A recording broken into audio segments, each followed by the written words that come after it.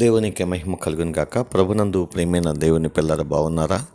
దేవుని మహాదయని బట్టి దేవాది దేవుడు రాత్రికాల సమంతా ఆయన కృపలో మనలను జ్ఞాపకం చేసుకుని ఈ ఉదయకాల సమయంలో చక్కటి సమయాన్ని ప్రభు మనందరికీ అనుగ్రహించారండి. పరిశుద్ధ గ్రంథం నుంచి ఒక చిన్న మాట మనం జ్ఞాపకం చేసుకుందాం. కీర్తన గ్రంథం 37వ అధ్యాయం ప్రియమైన దేవుని 34వ వచనం చూసినట్లయితే, యెహోవా కొరకు కనిపెట్టుకుని ఉండము, ఆయన మార్గమును అనుసరించుము, భూమిని స్వతంత్రించుకున్నట్లు ఆయన నిన్ను హెచ్చించును.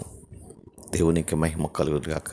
నీ జీవితంలో హెచ్చింపు కావాలి అనంటే యెహోవా కొరకు కనిపెట్టుకుని ఉండాలి అని దేవుని వాక్యములో ప్రభు సెలవిస్తూ ఉన్నాడు. నిజమే, కష్టాలు వచ్చినప్పుడు, బాధల్లో ఉన్నప్పుడు, శ్రమల్లో ఉన్నప్పుడు మనం కృంగిపోకుండా, బాధపడిపోకుండా, కష్టాలను బట్టి కృంగిపోకుండా దేవుని కొరకు మనం కనిపెట్టుకొని ఉండగలిగితే ఖచ్చితంగా దేవుడు ఒక దినాన్ని మనల్ని లేవనెత్తాడు.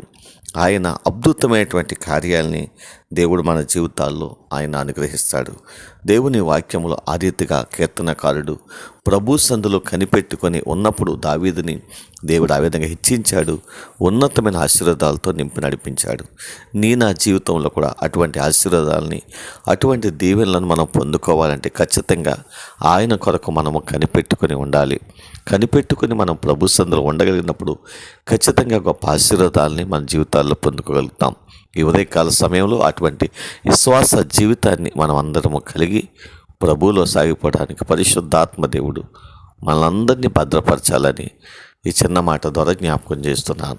దేవుడు అటువంటి గొప్ప భాగ్యాన్ని ప్రభు మనందరికీ అనుగ్రహించి నడిపించునుగాక. ఆమేన్. కృపా సత్య సంపూర్ణమైన మా తండ్రి, కృపామయుడమైన మా దేవా, నీకు వందనాలు, స్తోత్రాలు. దేవ ఉదయకాల సమయంలో మరొక్కసారి మీ పాదాల చెంతకు చేరి నీ మాటలు జ్ఞాపకం చేసుకునే భాగ్యాన్ని మీరు మాకు ఇచ్చారు తండ్రి. నీకు వందనాలు. విన్న ప్రతి మాట మా అందరి జీవితాల్లో ఆశీర్వాదకరంగా, దీవెనకరంగా, మేలుకరంగా ఉండడానికి సహాయం చేయండి. స్థానిక సంఘాన్ని, గ్రామాన్ని కూడా దీవించండి, ఆస్వాదించండి. నీ కాపుదల భద్రత దయచేయండి. నెమ్మది సమాధానమును అనుగ్రహించి నీ సన్నిధిలో గొప్ప ఆశీర్వాదాలతో నింపి నడిపించండి, బలపరచండి.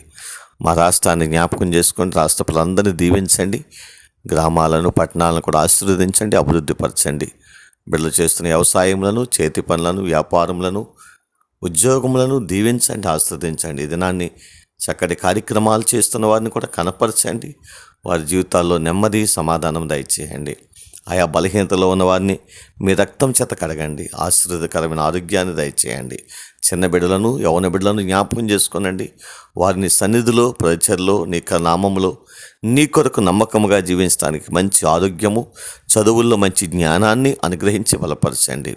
దేవా, మా దేశాన్ని, ప్రపంచ దేశాలన్నింటినీ కూడా దీవెనకరంగా, ఆశీర్వాదకరంగా నడిపించండి.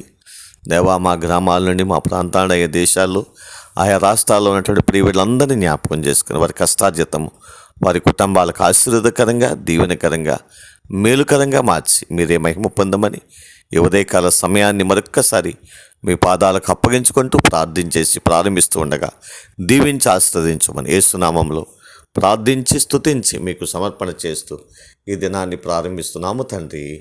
ఆమేన్. God bless you. దేవుడు మిమ్మల్ని, మీ కుటుంబాలను బహుగా దీవించి ఆశీర్వదించును గాక. ఆమేన్.